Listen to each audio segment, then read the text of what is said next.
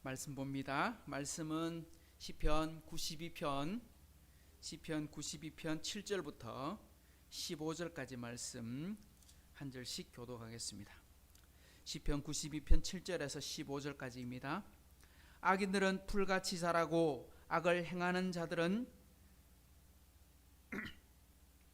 다 흥왕할지라도 영원히 멸망하리이다.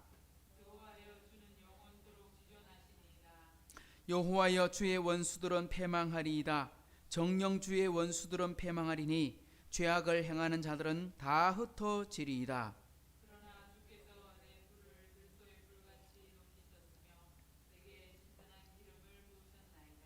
내 원수들이 보응받는 것을 내 눈으로 보며 일어나 나를 치는 행악자들이 보응받는 것을 내 귀로 들었도다.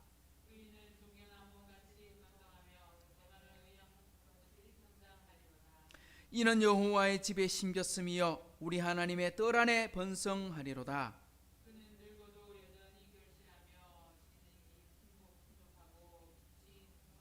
같이요. 여호와의 정직하심과 나의 바위 되심과 그에게는 불의가 없음이 선포되리로다. 아멘.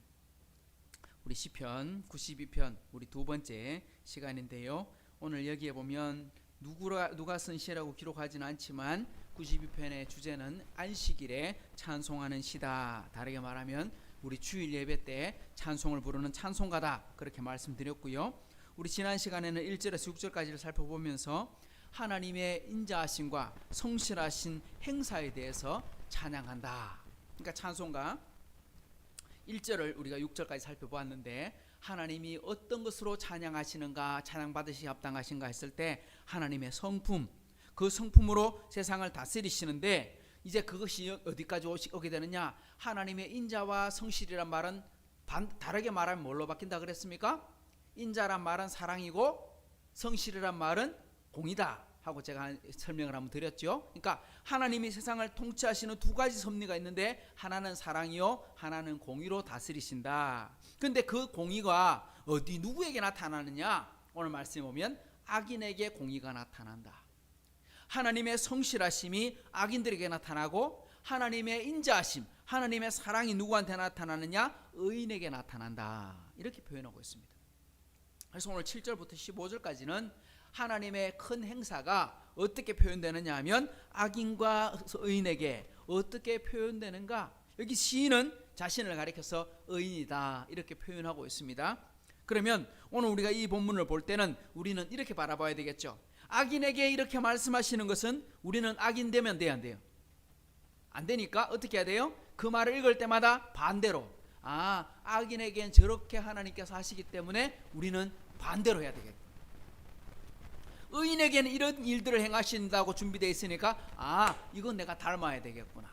그러니까 하나는 반대로 하나는 그대로 이렇게 우리가 말씀을 보고 순종할 것을 찾아봐야 되겠습니다. 자, 그러면 오늘은 두 번째 시간 7절 말씀 먼저 한번 볼까요? 시작. 악인들은 풀같이 자라고 악을 행하는 자들은 다 흥할지라도 영원히 멸망하리이다. 악인들은 어떻게 해야 된다고요? 우리가 반대로 해야 돼. 반대로 악인들처럼 하면 안 되고 악인들의 삶의 반대로. 그런데 악인들은 어떻게 사느냐? 오늘 비유를 뭐라고 해놨어요? 악인들은 풀같이 자라고. 여기 보면 풀같이 자라고. 악인들을 가리켜서 하나님께서 나무같이 자라고 이렇게 말하지 않고 풀같이 자란다. 왜 풀같이 자란다고 말했을까요? 왜 풀같이? 나무는 빨리 자라요, 안 자라요? 나무는 빨리 안 자라요. 시간이 걸려야 돼요. 보통 나무를 심어가지고 그것을 제대로 우리가 그 나무에서 열매를 얻으려면 그 나무로 목재로 사용하려면 한 적어도 40년, 50년, 긴 거는 100년 이상 가야 그 나무를 벨 수 있어요. 아주 울창한 밀림에 쭉쭉쭉쭉 자라는 나무라 할지라도 적어도 20-30년 이상 기다려야 집을 쓸 만한 목재 아니면 우리가 뭔가를 사용할 만한 목재가 만들어지는데 풀은 어때요? 풀은 10년 걸리는 풀은 없어요. 1년 걸리는 풀도 없어요. 풀은 쑥쑥쑥 자라서 한 일주일 만에 자라고, 한 달 만에 자라고, 한 2달 만에 모든 게 다 정리가 되고 막 그렇게 돼. 쉽게 말하면 아주 빨리 자라요. 빨리. 근데 여러분, 사람은 나무처럼 자라야 되지 풀처럼 자라면 돼요, 안 돼요? 그러면 안 된다 이 말이에요. 무엇이든 빨리빨리 크면 탈납니다. 그런데 사람들은 무엇을 좋아해요? 뭔가 빠른 결과를 얻기를 좋아합니다. 빨리 성공하고 빨리 결과를 얻고, 딱 우리나라 사람들이 어쩌면 이 말씀에 표현되는 가장 대표적인 민족이 우리나라 같아. 우리나라는 빨리빨리. 외국인들도 우리나라 와서 제일 먼저 배우는 말 중에 하나가 빨리빨리. 또 그렇게 살았어. 우리나라는 정말 빨리 성장했습니다. 아주 빠른 성격 때문에, 그죠? 뭐 금융 서비스, 무슨 서비스 아주 좋아요. 택배도 빠르고 우리 배달도 빠르고 모든 게 외국인들이 봤을 때 정말 한국인들은 대단하다. 엄청난 속도다. 그죠? 건물 짓는 것도 엄청난 속도. 그러다가 어떻게 됐어요? 건물이 무너졌어. 다리가 끊어지고 건물이 무너지고 백화점도 내려앉고. 전부 누구 때문에요? 빨리빨리 때문에.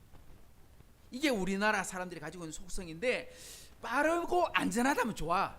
그죠? 빠른데 아주 정확해. 이러면 괜찮아. 근데 빨리 하다 보면 정확한 건 놓치고 실수하게 되잖아요. 근데 오늘 뭐라고 말하냐? 악인들이 원하는 속도, 바라는 게 뭐냐? 빨리빨리. 다르게 말하면 하나님의 자녀들은 그렇게 하면 안 된다 이 말이죠. 빨리빨리는 누가 원하는 거예요? 오늘 여기 보니까 악인들이 원하는 거예요. 다르게 말하면 누가 속이는 거예요? 이건 마귀가 원하는 거예요. 마귀가 우리를 유혹할 때 하는 말이 뭐냐? 빨리 되면 된다. 빨리 되면. 네가 빨리 성장해야 된다. 네가 빨리 얻게 된다. 자꾸 그걸 요구하고 있는 거죠. 광야에서 예수님께서 40일 금식을 하시고 마귀가 찾아와서 시험을 던집니다. 제일 먼저 한 시험이 뭐였습니까? 제일 먼저 한 시험이, 네가 하나님의 아들이 맞다면 이 돌들로 명하여 떡이 되게 해서 먹으라. 야, 지금 배가 얼마나 고플까요? 40일을 굶었어요.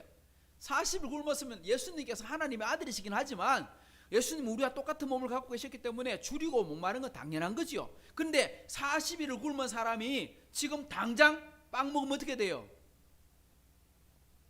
그렇게 빵 먹으면 죽어요. 우리 40일 금식한 사람 밥 먹으면 사람이 죽어요. 위장이 놀래가지고. 뭐부터 해야 돼요? 물 먹고 미음 먹고 조금씩 보양식 해가지고 먹어야지 안 죽지. 덜컥 먹으면 죽어요. 그런데 마귀가 뭘 말합니까? 빨리 먹어라. 네가 내려가서 빵 살 시간 어딨노? 네가 밀가루 반죽에 가서 그거 부풀려가지고 그거 빵 만들어 먹을 시간 있노? 지금 40이나 굶었는데 바로 먹어야 안 되겠나? 그럼 죽어요.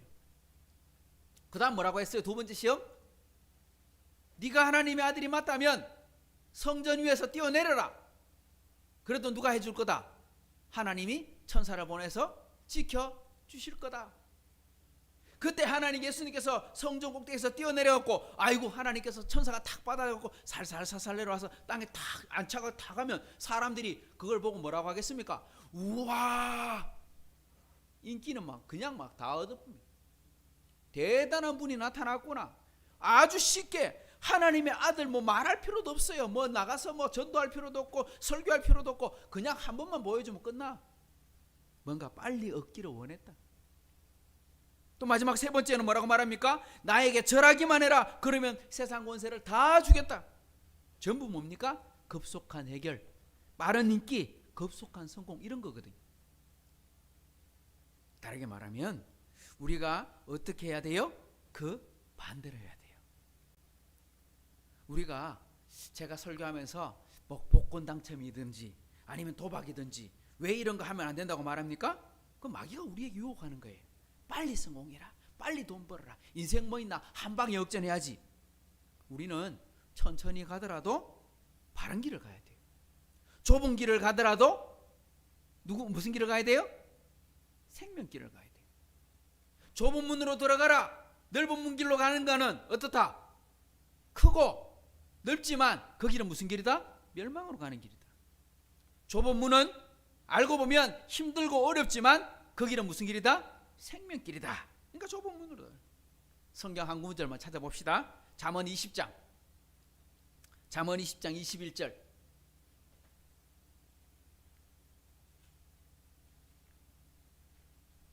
잠언 20장 21절 시작. 처음에 속히 잡은 산업은 마침내 복이 되지 아니하느니라. 여기 보십시오. 처음에 속히 잡은 산업은, 그러니까 사업을 했는데 사업이 너무 잘 됐어. 어이구 해보니까 실패가 없이 단방에 막 쉽게 말하면 안착 딱 돼가지고 아주 잘 돼. 뭐 아무것도 없이 문제가 없어. 그런데 뭐라고 돼 있어요? 그게 마침내 복이 되진 않는다. 무슨 말입니까? 쉬운 성공은 끝까지 성공한 게 아니다. 끝까지 가서 잘 돼야 되는데 쉽게 성공한 건 그 성공이 왜 그럴까요? 사람이 그걸 쉽게 생각하는, 아무것도 아니구나 생각하는. 그러니까 교만해지고 겁이 없어지니까 결국은 듬성듬성하다가 그 일이 결국은 자기에게 도리어 해가 될 수도 있다, 이 말입니다. 처음에 속히 잡은 산업은, 그러니까 처음에는 잘 됐는데 성공했는데 그게 마침내 복이 되진 않아. 마침내 복이 돼야 되는데 마침 끝까지 가서 결국은 큰 열매를 얻어야 되는데 그렇게 안 된다, 이 말이죠. 그러니까 우리가 성공을 원해도 어떻게 성공해야 되느냐? 노력하고 땀을 흘리고 수고하고 공부해서 차곡차곡 쌓아야, 다르게 말하면요, 때로는 조금 실패도 하고 낙심도 하고 어려움도 겪고 그런 어떤 단계를 거쳐서 성공을 해야 그게 진짜 하나님이 원하시는 열매다, 그렇게 말하는 겁니다. 8절도 볼까요? 오늘 이제 본문으로 돌아보십시다. 8절 시작. 여호와여 주는 영원히 지존하십니다. 하나님은 그런 가운데서도 어떻게 하신다? 계속 통치하신다, 이 말입니다. 영원히 지존하시다. 악인을 보니까 풀같이 성장한다, 흥왕한다. 그런데 어떻게 된다고 했습니까? 결국엔 어떻게 돼요? 영원히 망한다 이랬어요. 풀과 같이 성장하는 건 빨리 성장했다가 망할 때는 어떻게 망해요? 영원히 망해. 그러면 안 되잖아요. 사람이 70년 80년밖에 못 사는데 아주 잘 살았어, 빨리 성장했어. 근데 영원히 멸망되면 안 되잖아요. 근데 오늘 말하고 나니까 하나님은 어때요? 사람의 영원히 멸망이 아니라 하나님은 영원히 지존하시다. 그러니까 하나님의 통치를 따라야 된다, 이 말입니다. 우리는 눈에 보이는 잠깐의 성공이 아니라 영원하시고 지존하신 하나님 앞에 바로 서 있어야 된다, 이 말입니다. 악인의 결국은 뭐라고 되어 있어요? 영원히 멸망이고 영원한 멸망이고, 하나님은 어떠시고? 영원한 지존이고, 딱 대꾸가 되어 있잖아요. 그러니까 7절과 8절은 한 절 한 절이 반대로 딱 이루어져 있어요. 악인의 결국은 영원한 멸망, 하나님은 영원한 지존. 그러니까 우리가 누구를 붙잡아야 돼요? 하나님 붙잡아야 돼요. 우리의 사업을 어디에다 쌓아둬야 돼요? 예수님께서 뭐라고 하셨어요? 창고에 쌓아두지 말고 어디 쌓아두라? 하늘 양식에 쌓아두라. 그러니까 하늘에 왜 쌓아두라? 너희는 먼저 그의 나라와 그의 의를 구해라. 먹고 마시는 문제도 중요하지만 그거보다 먼저 하나님의 나라를 생각해라. 하나님의 의를 구해라. 이게 복된 사람이다. 왜? 그게 영원하기 때문이다. 자, 9절 보십시다. 다시 악인으로 돌아옵니다. 시작. 여호와여 주의 원수들은 패망하리이다. 정녕 주의 원수들은 패망하리니 죄악을 행하는 자들은 다 흩어지리이다. 원래 개역 한글판에 보면 이게 여호와여 주의 원수들은 패망하리이다, 이 말이 똑같이 반복이 두 개가 패망하리니 정녕 패망하리니 이렇게 두 번 연거푸 붙어 있었는데, 이제 개역 개정판에서는 이게 떨어져 있지만 한 절 안에 보세요. 여호와여 주의 원수들은 패망하리이다. 정녕 주의 원수들은 패망하리이다. 반복. 우리 반복, 왜 반복합니까? 우리 반복하는 이유가 뭐라 그랬어요? 첫 번째는 강조, 두 번째는 확실하다, 틀림없다. 하나님은 반드시 이렇게 하신다. 어떻게? 원수들은 반드시 멸망한다, 반드시 심판한다. 하나님의 심판이 있다 없다? 있다, 없는 게 아니다. 어떤 사람들 어떻게 생각해요? 아직까지 뭐 멀쩡한데 뭐, 그죠? 다리도 멀쩡한데 뭐, 다 잘 되는데 뭐. 그러다가 무너질 때는 순식간에 무너지고 결국은 심판을 당하게 됩니다. 하나님의 심판이 없는 게 아닙니다. 있습니다만 하나님 어떻게 하십니까? 기다리고 미루신다. 우리 베드로후서 3장에 뭐라고 말했습니까? 주의 약속이 더디다고 생각하는 것은 진짜 더딥니까? 안 더딥니까? 주의 심판이 더디다고 생각하는 사람들은 왜 더디다 생각합니까? 아직 안 이루어지니까. 아이고, 아직 이제까지 50년 살아도 아무 일 없었는데, 100년 기다렸는데 아무 일 없었는데, 2000년 기다렸는데 아무 일 없었는데, 이렇게 생각하는. 근데 하나님 심판 안 해요, 안 해요? 해요. 심판하십니다. 개인도 심판하시고 세상도 심판하시고 반드시 심판하십니다. 근데 심판하시는데 왜 안 오느냐? 왜 하나님께 왜 간섭 안 하시느냐? 뭐 때문에? 우리 지난번 봤죠? 왜 안 한다고 말씀합니까? 따라합시다. 오래 참으사 아무도 멸망하지 않고 회개하기를 이러기를 원하십니다. 그래서 심판하시 기다리고 있는 거예요. 기다려주는 거예요. 기다려주는 거예요. 기다려주지만 결국은 어떻게 해요? 심판하세요. 악인을 심판하시고 결국은 심판하십니다. 그러니까 사람에게 기회를 허락하시고 있는 것이죠. 다시 본문 10절로 보십시다. 10절 시작. 그러나 주께서 내 뿔을 들소의 뿔같이 높이셨으며 내게 신선한 기름을 부으셨나이다. 악인은 정녕 망할 것이다. 반드시 망할 것이다. 그러면 의인은 어떻게 하신다? 이렇게 말합니다.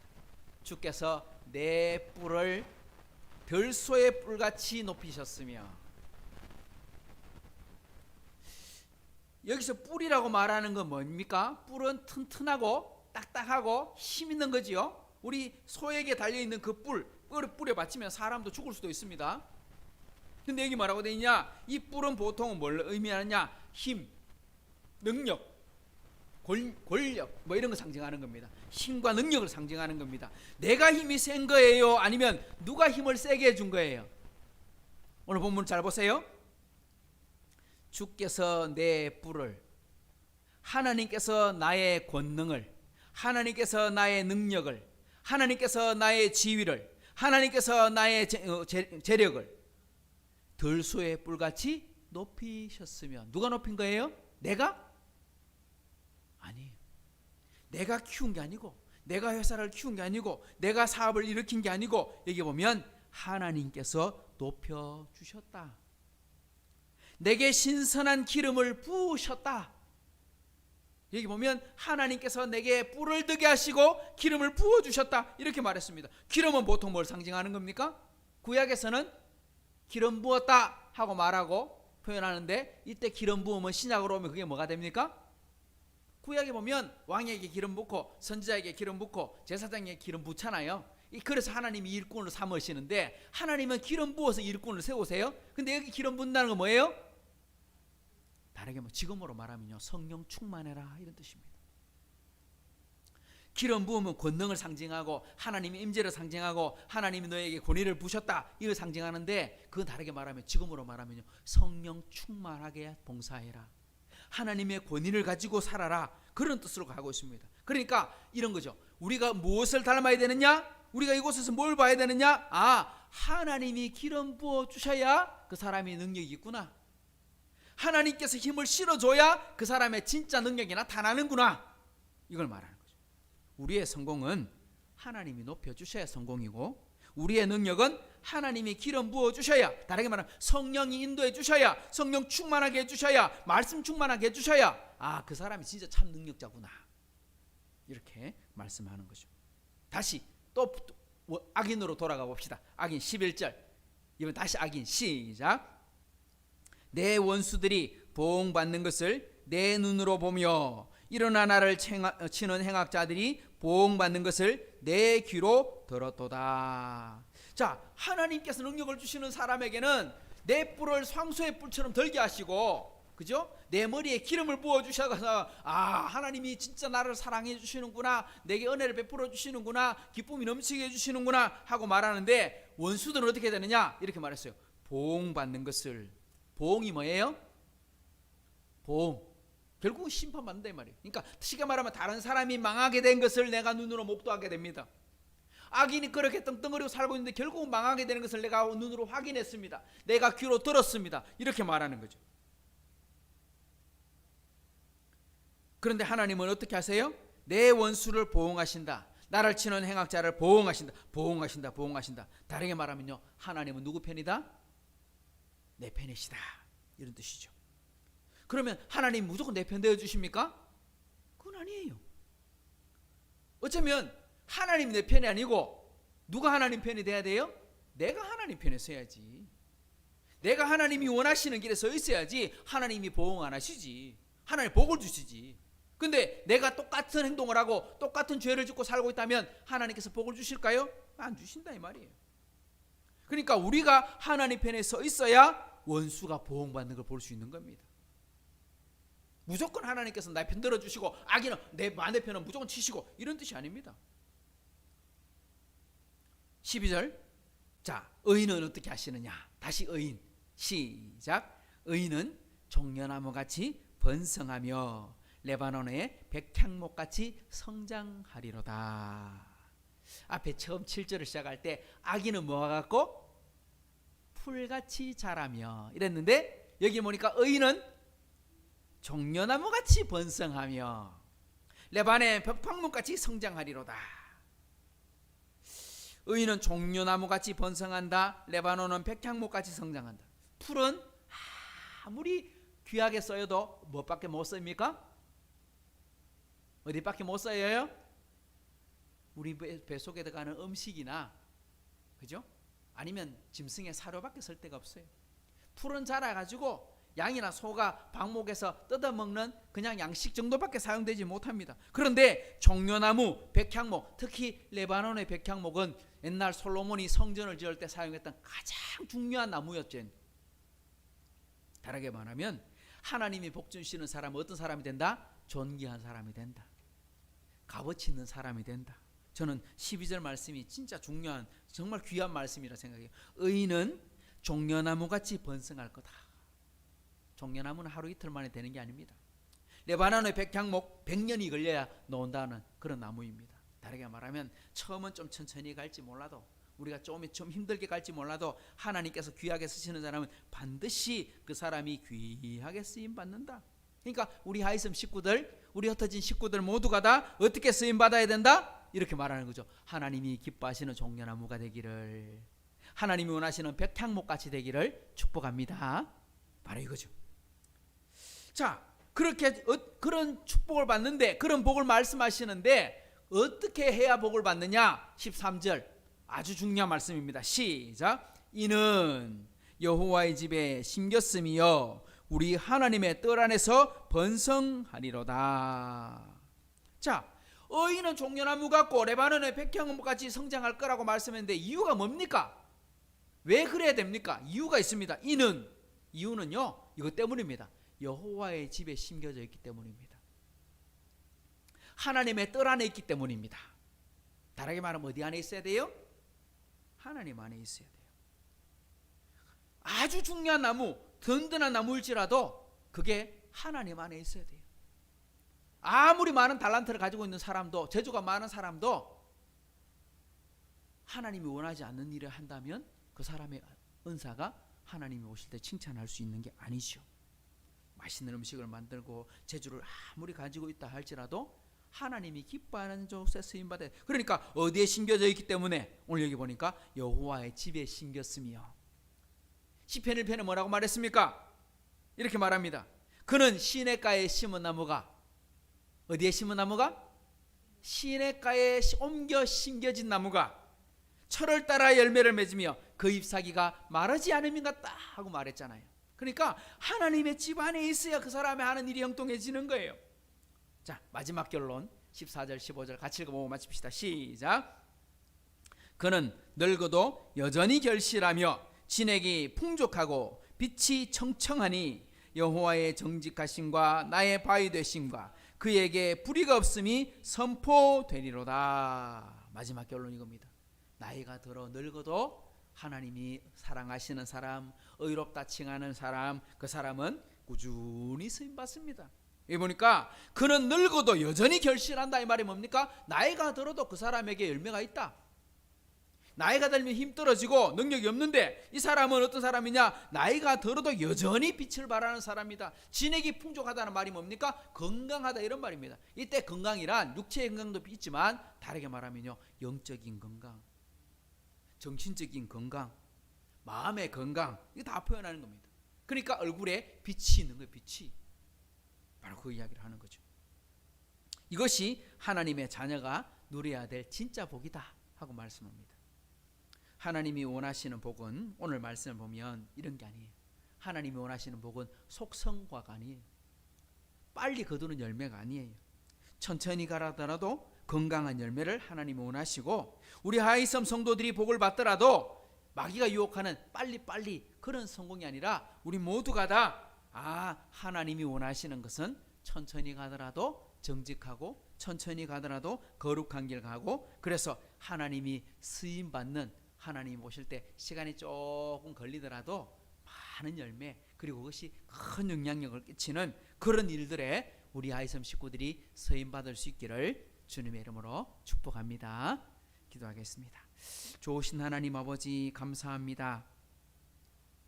오늘 의인은 종려나무같이 번성하고 레바논의 백향목같이 성장할 것이다 말씀하셨는데, 하나님, 우리 하이섬 식구들은 풀같이 성장하는 것이 아니라 백향목같이 성장하게 해 주옵소서. 빠른 성공이 아니라 진득한 성공을 거두게 하여 주옵소서.